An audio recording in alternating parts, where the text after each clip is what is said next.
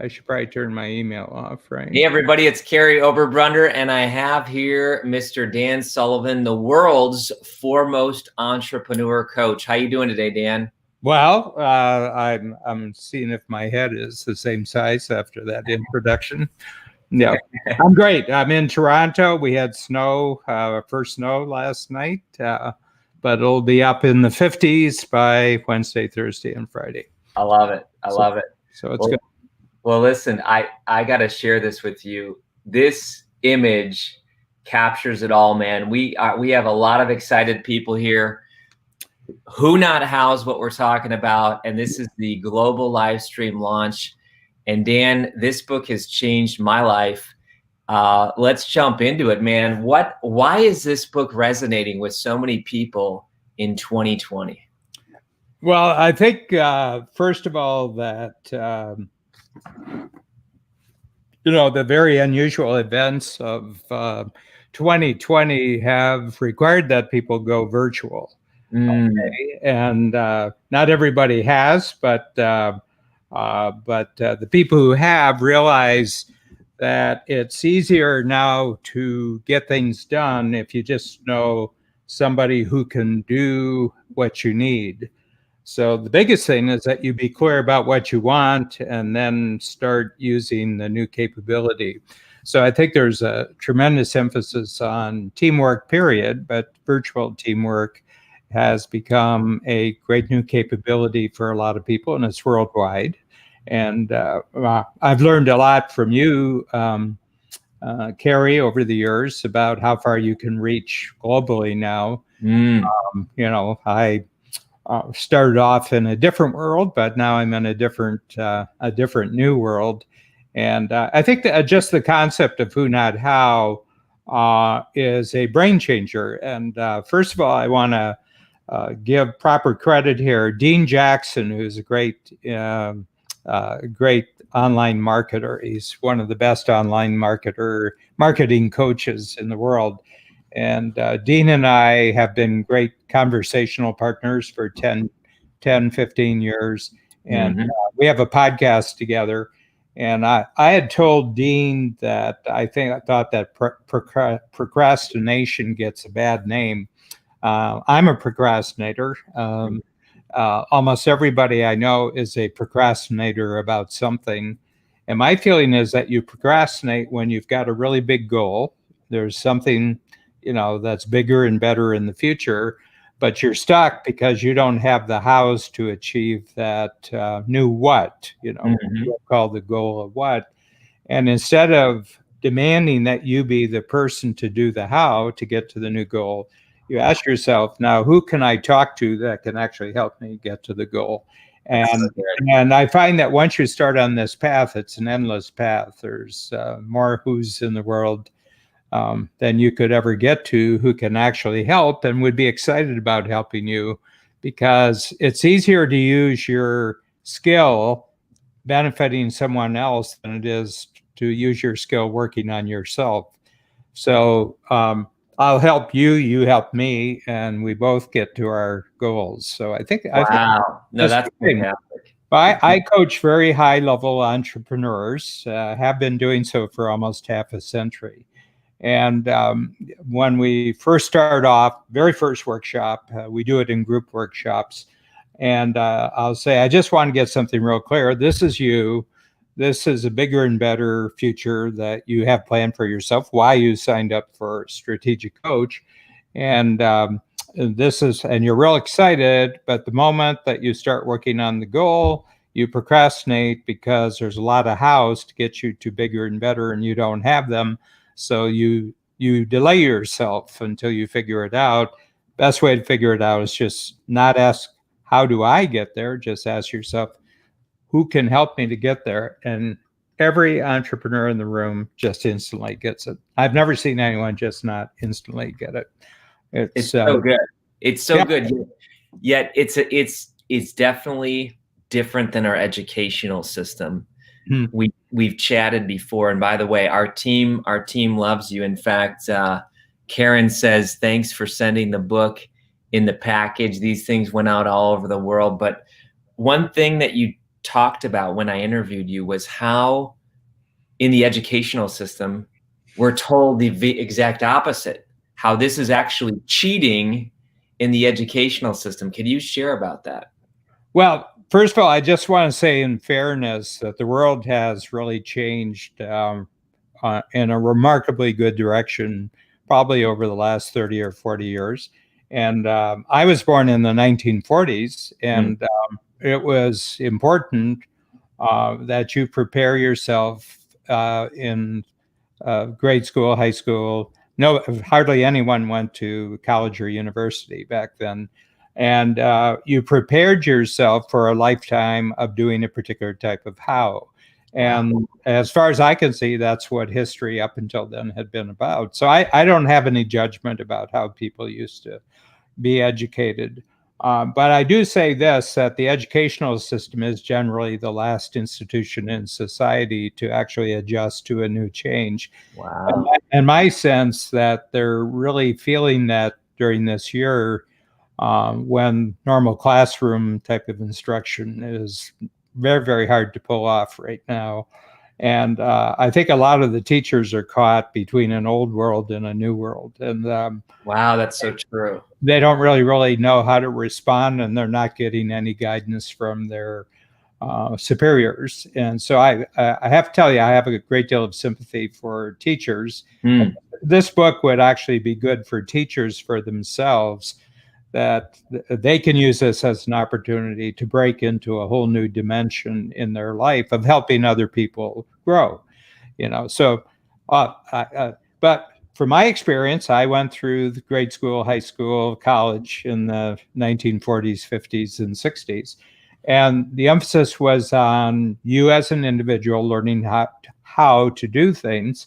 And if you tried to include others in your learning, it was called cheating. If you had others help you with your tests, that was cheating. If you had other people help you with your homework, that was cheating. If you helped other people learning lessons and doing your homework, that was cheating. And because you were going to be graded just as a lone, isolated individual until you got into the marketplace, and then you would be graded and either promoted or not promoted as a lone single individual. What's changed for us, Kary, you've taken massive advantage of a new capability, is that you can have the biggest goals in the world because you now have access to a global network of who would be happy to help you if they only knew what your goals were. That's so true. You come from Ohio. I'm here in Ohio right now. And of course, it's Buckeye football time. And we would never expect a team to have 11 quarterbacks, or 11 receivers. I mean, the game would not make sense. But like what you're saying is that in the education system, students literally have to be everything. They have to be all the positions all the time. And they're graded on being the sole, talent. But like you said, when you go out in the marketplace, it's the complete opposite. You're now judged on teams. So is the most successful people really the people who can then find the who's? Well, here's the background story for this book. So I had created a smaller book, and I do a small book every quarter. So in the last 25 quarters, I've created 25 small books, and I love them. And, I love them. And these are for strategic coach clients, and yes. These books have become so valuable that now I write a book, and then the next quarter I do actual workshops on the content of the book. So they get the book first. The book has diagrams, it has cartoons, it has audio. And when you came to your first workshop, Kary, I remember that it was a self-managing company, but also within the first half year, we had the who, not how concept. Yes. And I remember you came up to me after the workshop. You had driven up from Columbus. Yep. And I sort of really hit it off with you very early.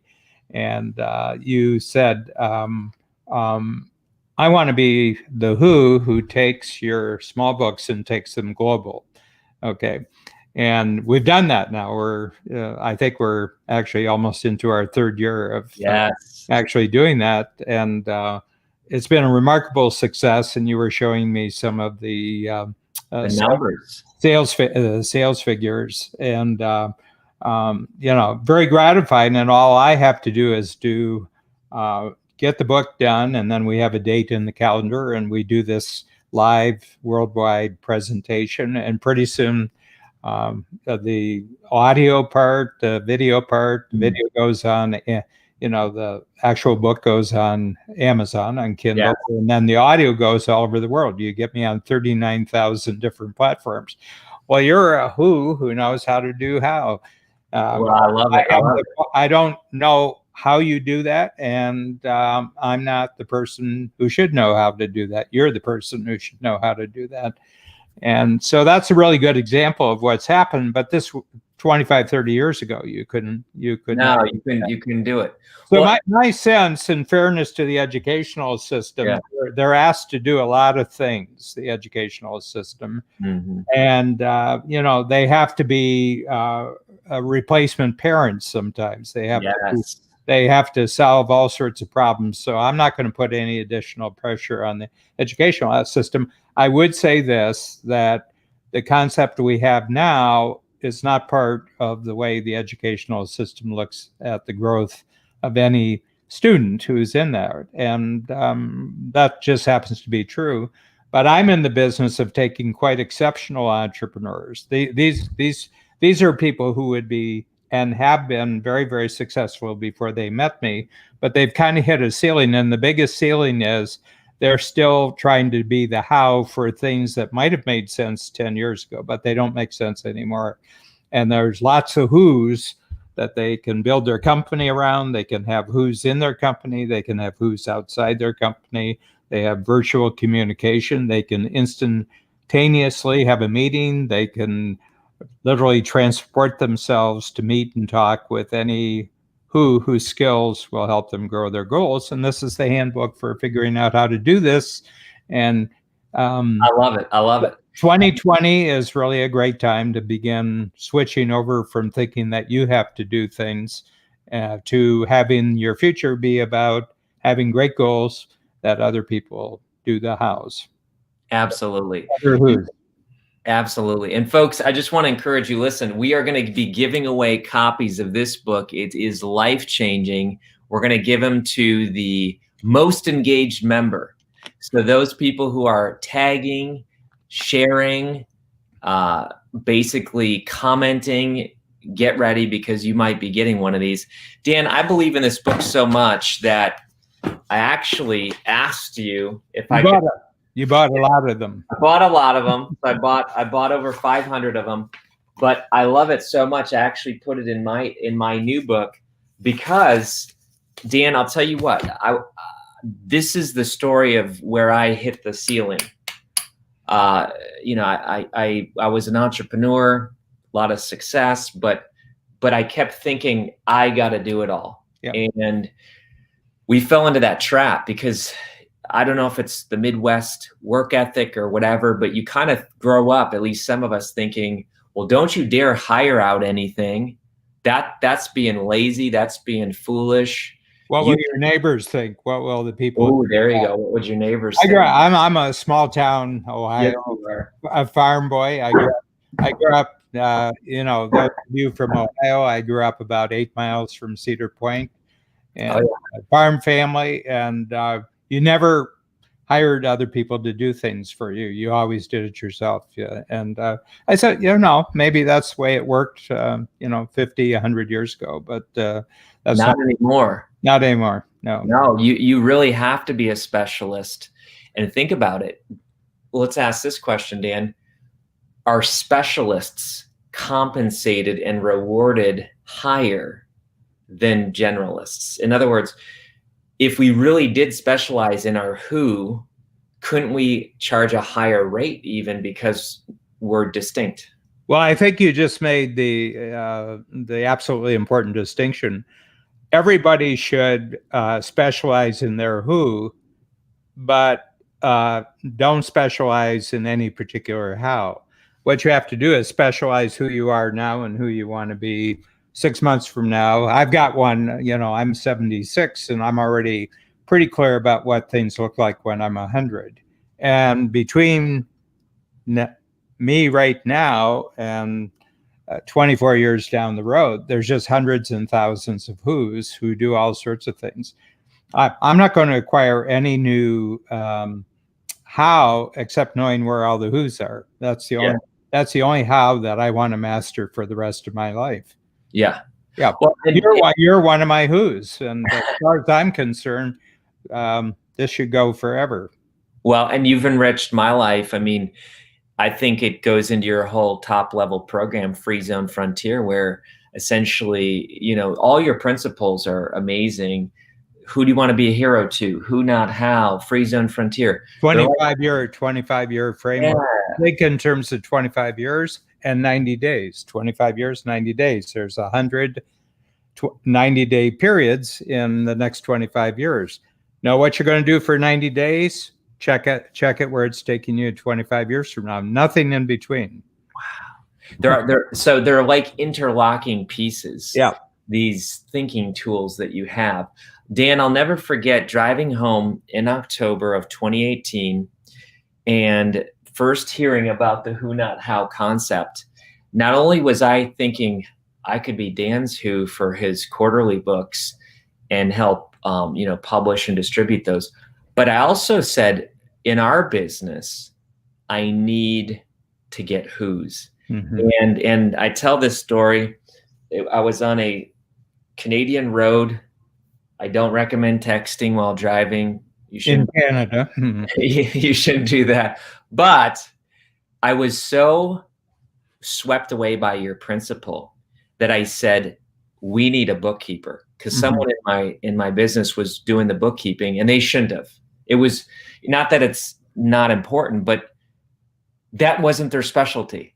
And so I remember going on Upwork and literally I found Amanda, interviewed her, and now today she's our CFO, because our business has grown so much so that we need a bookkeeper to now a CFO.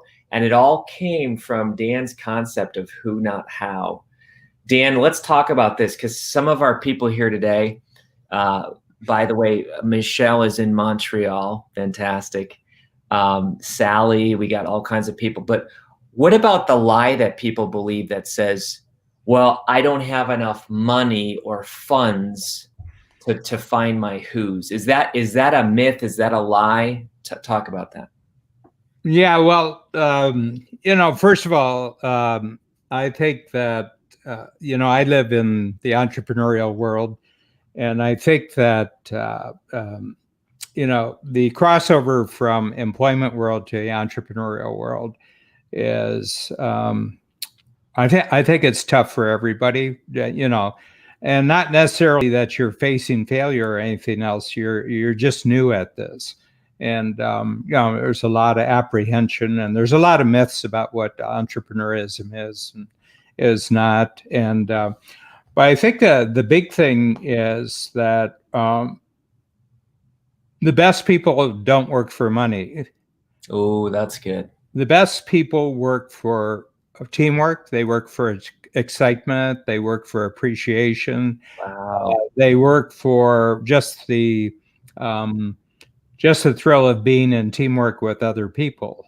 And, I had a client once who was a union negotiator for management. Okay. And he was saying, I said, the workers just want money. And he says, no, they don't. There are 5 things that they would like to have more. They'd like to have a say in, in how things get created and how things get produced. And they have a list of 5. And when they negotiate, management says, no, no, no, no, no. And they get down to number 6, it's money. So they said, well, if it's only going to be about money, let's get as much as we possibly can. Wow. But here's the thing is that one thing all humans like is they'd like to have a future bigger than their past. Okay. Okay. And if I have a big goal that has tremendous need for your skills, Kary, which I do, and it's forever, and it gets bigger every month. As you know, it gets bigger every week as far as I can see, according to your statistics. And I said, why wouldn't we just do this forever? And just to make it a real good deal for you. And this will bring us back to the team that I put together for Who Not How. Yes. Why don't all the money from the sale of my books, all of the, all the platforms that have subscriptions and they have money on that, why don't we just have all that money go to Kary? And anybody who really loves the thinking in this book or this Audible, they say, maybe I should sign up for a strategic coach. And the money that they pay to sign up for a strategic coach, that's my money. But all the money for all your work, you should have that. So I did a deal with a great writer by the name of Benjamin Hardy, and this is an interesting thing. I am over 40 years older than Ben. I'm in my 70s. Ben's in his 30s. Okay. And then a great book strategist and contract negotiator by the name of Tucker Max, and a great publisher, Hay House, with Reed Tracy, who's the owner, a terrific person. And we just did a deal that we would do a book. And, Tucker would be sort of the quarterback. Ben was the writer. I was actually the originator of the idea, getting the idea originally from Dean Jackson. That's right. Collaboration all along the way. And the first person we mentioned in the book is Dean Jackson. And on the Audible, the first person I mentioned is Dean Jackson. And all that happened because I belonged to a program called Genius Network run by Joe Polish. So there's Dean Jackson's right there, right at the beginning. And I said, why don't I just use all these skills, get a best-selling book, get it on Kindle, get it on Amazon, get it on the Wall Street Journal, And I said, I don't care about the money. So all the money from this book stays on the other side with the writer, with the strategist, and with the publisher. And I says, my money comes from people signing up for a strategic coach. So why don't I just let 100,000 people know the kind of thinking that we do at Strategic Coach, and probably a whole number of them will actually, sign up. So it's 2 weeks ago, it's just almost 2 weeks ago since we had our launch, and we were number 2 on Kindle on Wednesday of last week. We were this is all books worldwide. But Lee Child, who writes the wonderful, thrillers with Jack Reacher, he brought out his new book, and that's about 2 million on the first day. So we were number 2, but we're in the top 10. We were the top 10 in startups, and I think we're number 1 in startups right now worldwide. Oh, yeah. We're number 1 in entrepreneurism. And this is just on Kindle. So the Kindle is one of the good scorecards. I mean, that's a good scoreboard. Kindle is absolutely a good scoreboard. And and it's a thrill. But Hay House has been so happy with how we handled the whole production of the book and the marketing that they say, why don't we just take one of the books, the smaller books, quarterly books, and make that into a big book every October. So that's going to happen for 9 years in a row. That is so good. And Ben will do the writing. Tucker will be the strategist. And, he guides, he does everything. He's great. He's Tucker. And, and Tucker says there's room for everybody in the book business. So if you have a specialty, he'll refer to you, and he doesn't do the audibles and everything like you do. Yeah. So he's a smart guy, but I want people to hear this because this is so rare. I just, Dan's humble. He glossed over it, but I want people to catch what Dan said. Dan said that he allows Ben to keep the royalties for the book. And the advances. And some people a lot of your friends probably said you're nuts. No, they said, well, why don't you take at least a little bit? And I said, because it would screw everything up. Then I said, why don't we just make it pure? Why don't we just make it pure? Why don't we just make it 100%? I know how to make money. Okay.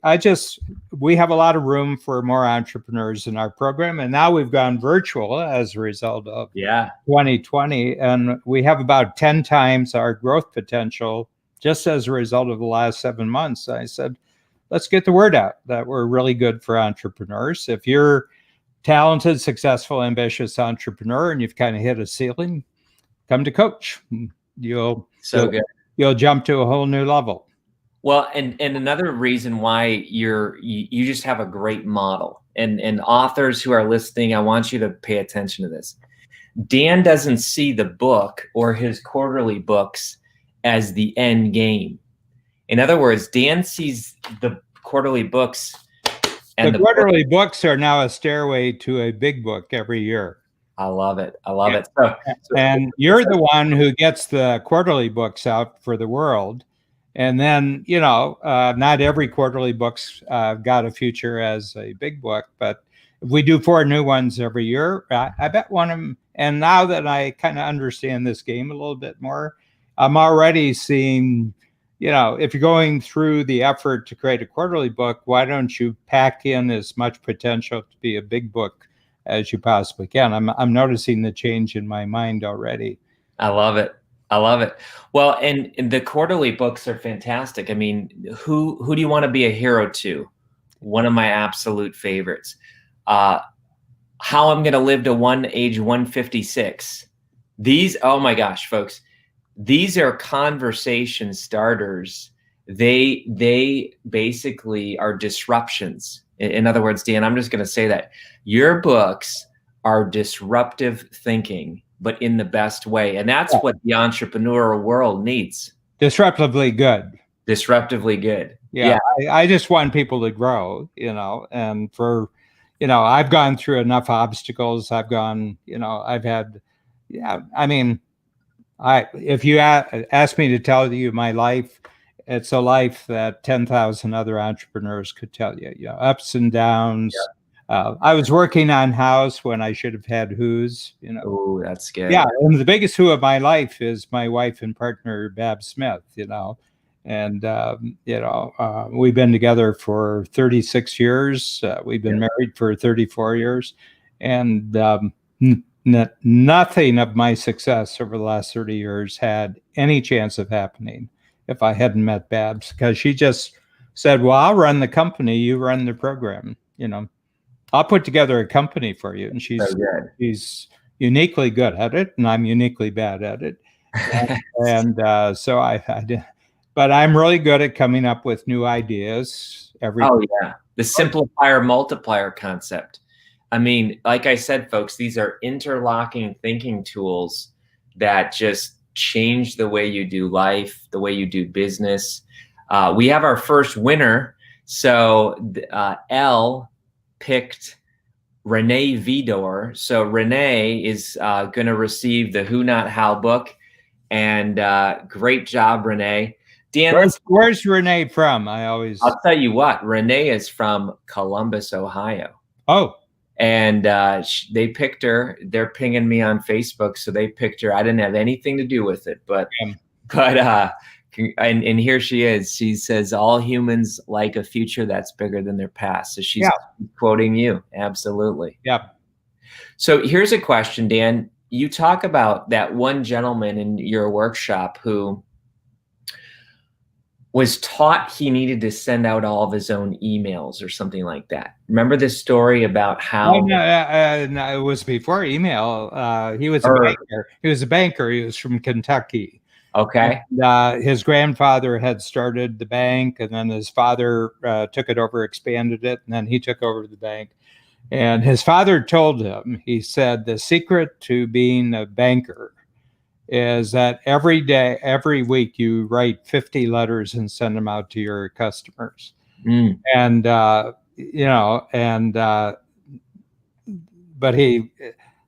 this probably was before typing when this strategy developed anyway.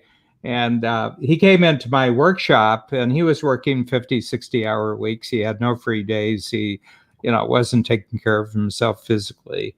And he had sort of been stuck with the same economic performance for his bank for about 5 years. And, he was an independent banker, so he owned the banks, and they were in a series of towns. There was more than one of them. And so I just talked to him, and he told me about this writing 50. I said, how long does that take you? And he says, well, most weeks I can knock it off in about 20, 25 hours. And I said, but do you think about it when you're not actually writing? And he said, oh, yeah, it's top of my mind. I'm aware. And if I start falling behind in the week, then I'm going to have to work nights. I'm going to have to work on the weekend. Oh. And he says, but it works. He says, I sent them out, and we're successful. And I said, well, I said, what would happen if you dictated and somebody else typed it? So I don't know. I've just got sort of like a personal touch. So when he went for 90 days, didn't make any change. But now he was beginning to think that this was standing between him and his future, this advice he had gotten from his father. And anyway, long story short, he went through a complete transformation, and actually just could dictate 10 letters in 10 minutes. Wow. It doesn't have to be a long letter. It's just, it was, but just had a personal touch to it. And he found, he found someone. He's got, it's electronic now, and he would just, dictate, and got an excellent typist who, had a feel for how he talked about things. So after a while, he could do in about 5 hours what used to take him 25 minutes. And then he said, what I've decided is I don't have to do 50 a week. There's probably 10 that are really important. So I look at my list and I just pick 10 and I can do it. So he got it down, an hour and a half a week, from 25 hours a week. But it wasn't just the actual doing it for 25 hours a week. It was thinking about it. I call it dread time. Dread time. DREAD. You dread that you're going to spend time on something. And I found that if you dread something that takes 25 hours, you probably spend an additional 25 hours dreading it, and then when you're finished with it, it's Groundhog Day. You have to, Oh, man. You roll the stone up to the top of the hill, and then it rolls down, and then you do it. Anyway, in the first 2 years that he was, and it cost him to get the secretary and everything, cost him about $45,000. This is 25 years ago.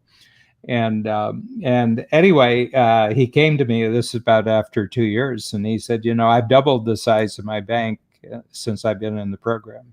He said, we're about 100, this is assets, in the bank. He said it was about 150 million, and now we're about 300 million. And I said, so what made the biggest difference? He said, the 45,000 I spent on the secretary. Whoa. And, he was leaner, he was brighter, he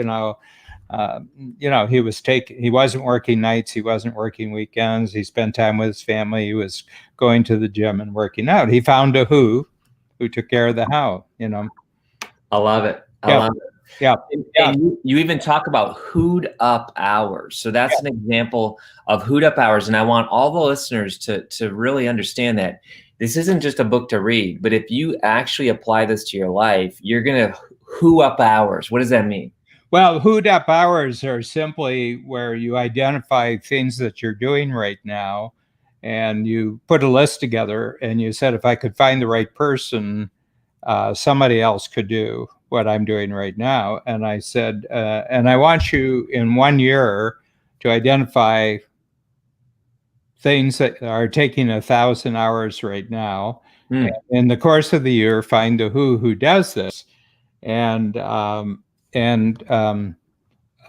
sometimes it's 800. I had one person who shifted 1,800 hours. He's working about 3,000 hours a year, and he shifted about 1,800 hours.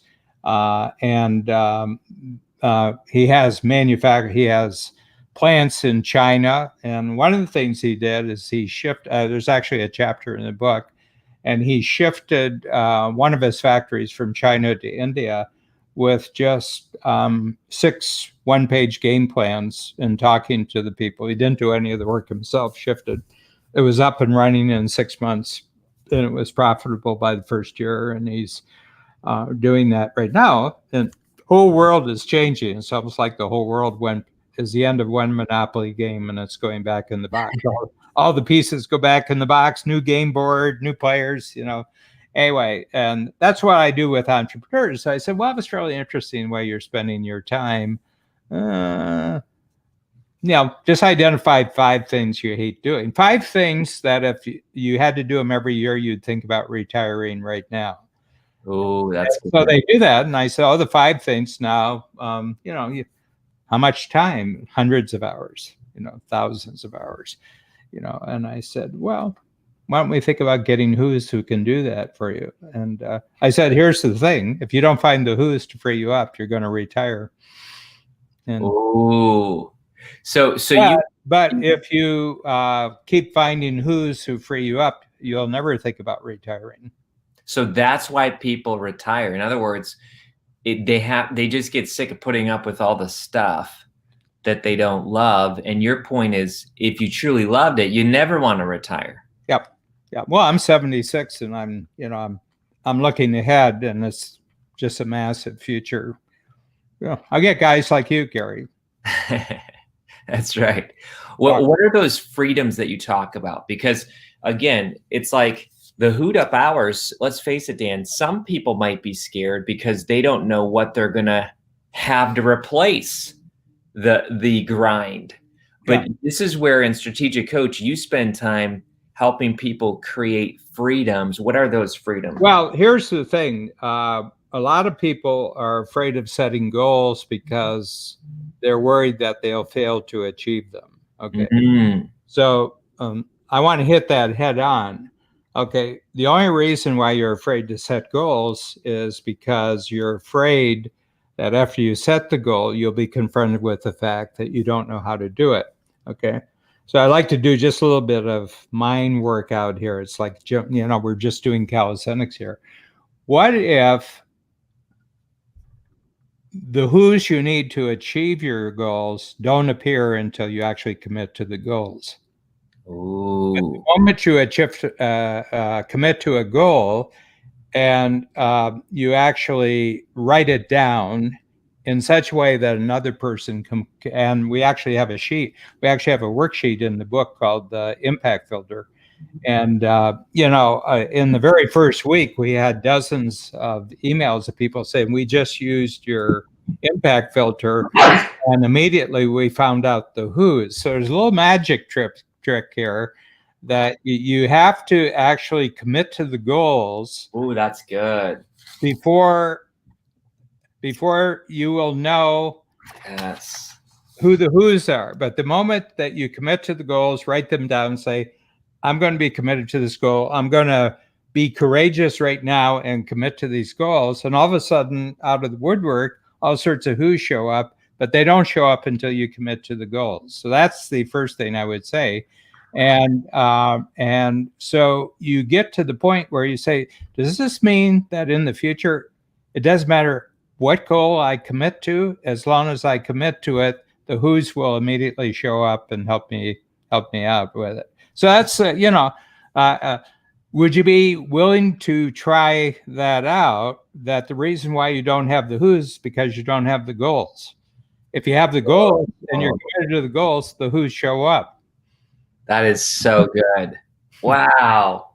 In fact, I love how the book is broken down. It's broken down into 4 freedoms. Freedom of time. Yeah. Okay. So the first thing that's going to happen when you get the who's is your time is going to get freed up. And then you're going to look at all the ways that you make money, and you say, well, only about 20% of what I'm doing really makes sense for making money. First of all, the other stuff doesn't really make money. And a lot of the other stuff, it makes money, but I don't like the activity, don't like the people I'm doing with. So all of a sudden, freedom of time, all of a sudden brings you in more money, quantity, but the quality is better. You love the activity, and it kind of, feeds back on it. The more you love an activity, the more money you make, the more you can get more who's in your life that free you up. Okay, so that's two freedoms: freedom of time, freedom of money. The third one is freedom of relationship. Okay, and you may not admit to yourself, but there's people that you work with that you don't like. There's people in your life personally that you don't like. But if you have freedom of time and money, you can get very, very selective about who you want in your life. Okay, so that's freedom of relationship. Now we have three freedoms, positive freedoms that are expanding and multiplying each other. And that you suddenly realize with these first three freedoms that you have a freedom of your life purpose. You begin to realize, I really love seeing positive change in the world outside of me, and I'm going to use my three freedoms of time, money, and relationship to achieve my freedom of purpose. And that fourth one feeds back on everything else. Everything is positively reinforcing. Only good people come into your life. Only skillful people come into your life, and you just want to live and thrive 25, 30 years more than you may have when you didn't have these freedoms. So I think freedom is the reason why people become entrepreneurs, but then they forget about it. They get confused, they get bogged down, that it's all about money, but it's not money that they like, and so they want to make them a lot of money so they can stop making money, and they wear themselves out, and their third marriage isn't any better than the first two, and they wouldn't know they barely know their children, and all sorts of bad things. But the reason is because they never got on the right track between them doing the how and having who's in their life. Who's automatically get you just doing the thing that you're great at, so you can be teamwork with other people who are great, but it's perfect for this age, Yes. In January, I didn't know how this year was going to be. Nobody did. But once we got into it, I said, this may just be happening 5 or 10 years faster than I thought it was going to happen. I think all the stuff that we've been thinking about and coaching people on for almost 50 years. I started in 1974. I said, I was thinking this might happen around 2025. It's happening 5 years sooner. So I think the book, we didn't know that we were catching the express train, That's right. But we did. People are loving this. We have Leslie says she loves this conversation. Dana says, I so needed to hear this. Lots of people are jumping in. Dan, this literally was like a light bulb. I really feel like once you understand who, not how, you can never go back. Well, the other thing, you can't unlearn it. Oh, that's good. Yeah. I always find that when people get a sudden new realization, you can never unget it. Okay. And anybody who's listening today, who's watching our thing, if they read the book and the impact filter, they do one impact filter, they'll be totally sold on it in the first 7 days. You'll be totally sold, and your life will keep growing and growing and growing. You'll have no reason not to keep growing. You'll have no reason not to stop getting bigger and better. You'll have no reason. This book, you read this book and you have no reason for the rest of your life ever to stop growing. Oh, I totally agree. And I'll tell you what, Dan, when you shared this concept with me, what I did is I literally found myself doing things during the week. And here's what I said. I said, why am I doing this? And then what I did is I basically started screencasting the activity that I was about to do so that I could give it to another who. I mean, that's how radical this training is. It's like Dan just said, you can't unlearn it. And then you find yourself doing things and you say, why am I doing that? That's not my unique ability. Yeah. Which is another strategic coach concept. Instead, I'm going to hire it out. How is this different than delegating? Because, delegating is a negative thing sometimes where you're basically dumping it on someone else who doesn't want to do it either. What is the difference of who, not how? Yeah. I mean, I had never thought about what I'm going to say to you before, Ben actually produced the book. And so we have a big company, we have over 100 team members and we have 16 coaches in addition to me. And our coach who has been with us the longest, which is 25 years, and all of our coaches are actually entrepreneurs who use coach to actually grow their businesses. And they say, I like the idea of coaching. Would you mind if I coach? And we pay them, they get paid really well, but it's not their business. Their business is their actual entrepreneurial company.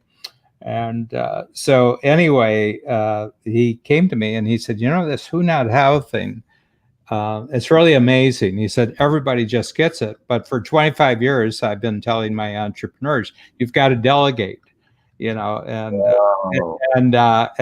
he says, yeah, I know I got to delegate. Yep. Delegation. Yep. Got to do it. If I don't do it this quarter, I got to do it next quarter. Yep. Nope. Didn't do that last quarter. You have to delegate.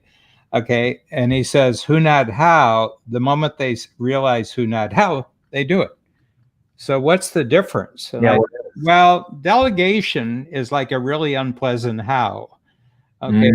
First of all, you're going to choose somebody who's not as good as you. And then you have to go through it and you have to think it through. And so that somebody who's not as good as you can do it in such a way not to disappoint you. And then you're probably going to have to manage them. So from an entrepreneur standpoint, this is no solution. This is more of the problem. It's more work. Yeah. Well, I've just added about 3 more hows that I don't like. Who, not how is the person is better than you. I mean, way better than you. Okay. And this person can do in an hour what you can't do in a week. And they say, oh, yeah, I can do that for you. And just you giving them the opportunity to demonstrate their skill and to be part of a team is a thrill. Okay. They love it and they come back for more. And guess what? You make a lot more money. So ultimately, everybody gets paid. Everybody gets paid. But somebody's got to take the risk to set the goal. Somebody's got to take the risk to be courageous with the goal. Somebody has to take the risk to have the goal include a lot of room for other skills besides your own, and that's you. You have to do that. Hey, so interesting. Look, I've been bankrupt twice. Why was I bankrupt twice? Because I was trying to do the house. Okay. Wow. I was divorced. Okay. As a matter of fact, I was divorced and bankrupt on the same day in 1978. Why was I divorced? Because I was spending, evenings, weekends. When we go on vacation, I'd be doing house instead of building the relationship, and she wasn't the right who for me. There you go. Okay. But this is so interesting. So delegation is the pits. I understand why people don't delegate. It's lousy.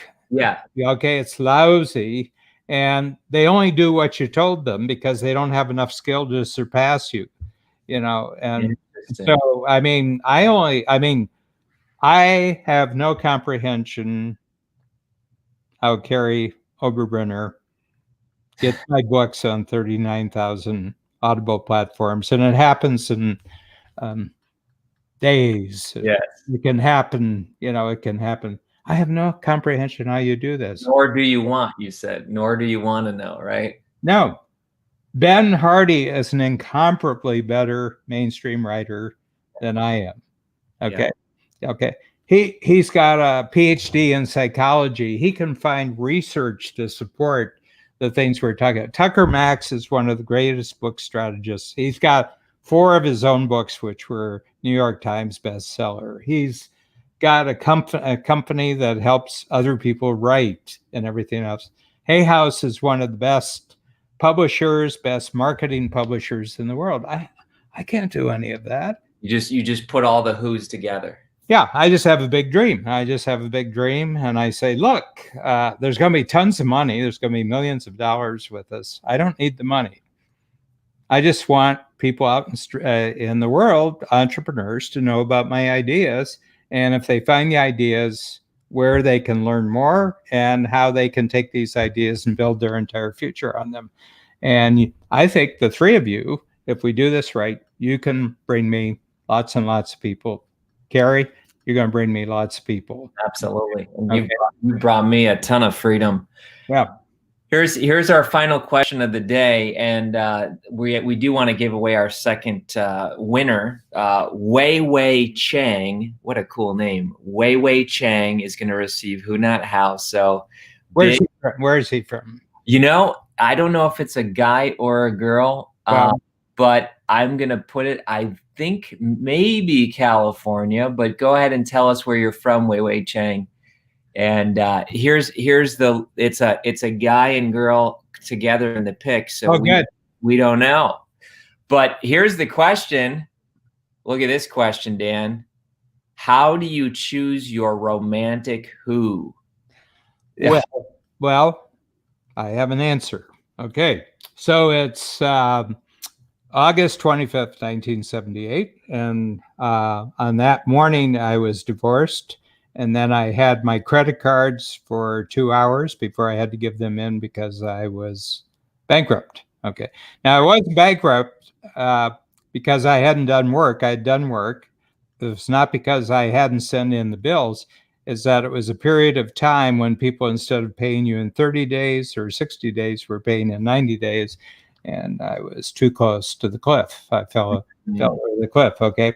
So anyway, so in Canada, so I'm American, but I've been living in Canada for almost 50 years, and I have a home in Chicago too. So I'm both citizenships, and so it took. In those days, you were separated for 3 years, and then you could get a divorce. So, and that, I think this might have been true in the States and a lot of different places. Wow. Or 40, 50 years ago. It's not true anymore, but it was in those days. And it was like a cooling off period because there was a commitment that if the marriage could work, they wanted to give people time, and it didn't, but you couldn't be together during those 3 years. So 3 years later, this would be August 15th, and this would be 1981. I get the final papers. We're divorced. And I remember going to a cafe and having a coffee. And I said, I'm not going to get divorced again. I am going to get married again. And I'm going to be more clear about the who's. So this is a great question. And this is very, very important. It's very, very important. I didn't say who the person had to be. I said what the relationship had to be like. Okay. So, and my number one thing on the relationship is it was not a relationship that I had to work at. It was just a relationship that worked. Okay. And I put down 6 or 7 other things, which were very personal, and it's the way I wanted things. But I didn't want to say it had to be this kind of person, that person, but together, this is how we had to be. And 1 year from that date, it was exactly 1 year from the date, I was at a weekend convention, and I arrived late, and there was 1 seat left, 500 people, 1 seat left. I sat down, and it was next to a person who I've been together with for 36 years. Okay. Wow. And I never shared with her my list. Okay. But as we went along, and what I found, it was very easy to get to know her. It was very easy to hang out with her and everything else. And then I told her about some of my ideas about entrepreneurism and everything else. And So there was a planning session with her where she had her own company, and I took her through the planning period. And at the end of it, she said, boy, this is going to be really big. And I said, your company is going to be really big. She says, no, what you're doing is going to be really big. And then about a year later, she said, I don't want to do my company anymore. I'd like to create a company for you so that you can go bigger. And yeah, love of my life, cosmic twin, Wow. I love it. Made in heaven. It is. And at the end of the book, Ben basically tells, without Babs, there's no coach. No, there's no strategic coach. So in other words, I'm still an isolated individual failure out there, still trying to do the house. That is so good. Listen, folks, this was Who Not How global live stream launch with Dan Sullivan. I know you found value in this. In fact, we're going to give away a free gift for everybody, and that would be the Scary Times Success Manual. So Al, if you could put that in the notes, I think you have that link. And Dan, this was a true honor, and I know that you're going to be doing a book every October. We're going to be here with you. And again, I want to share this picture because a lot of these people are on right now. So Dan, you, my friend, had quite an impact at our conference. Any words that you want to say to all these new fans of yours? Yeah, well, the big thing is that I focus on entrepreneurs, Kary, and that's been my life for 50 years. But the more that the book has gone out, people have brought it home to their spouse, they've brought it home for their children, they've sent it out to friends. We find that it works for everybody. So I think going forward for the entire human race, now that we have virtual capabilities, it's possible for every human being to just set goals for themselves, and there's a particular formula we explain in the book. It's a one-pager. And if you show the one-pager to anyone within a very short period of time, the who's will step forward to say, I'd like to help you out with that. Well, I don't have the money. It's okay. It's okay. It's exciting what you're doing. I'd just like to help you. And humans are that way. We like helping each other if there's a clear cut, if there's two things. One is what it's creating is bigger and better for everybody. And number two, is the teamwork is very, very clear. And that's what the impact filter does. It just makes the teamwork very, very clear. And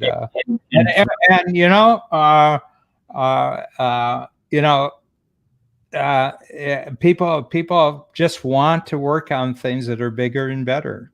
Yes. And the money will come because you will create value. Yep. Awesome. People will notice what you're doing and say, hey, can you do that for us? And we say, well, sure. What'd you have in mind? Well, the money is not a problem. I can give you the money. I just want you to bring this kind of improvement and this kind of teamwork in. That's how the whole world works. But if you don't show up, people don't know where to look for you.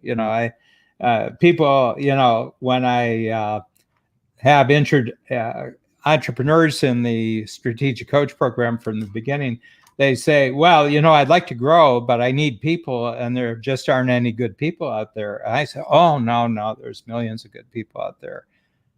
They're just not looking for you. What do you mean they're not looking for you? Well, you haven't told them about the bigger and better future that they should be excited about.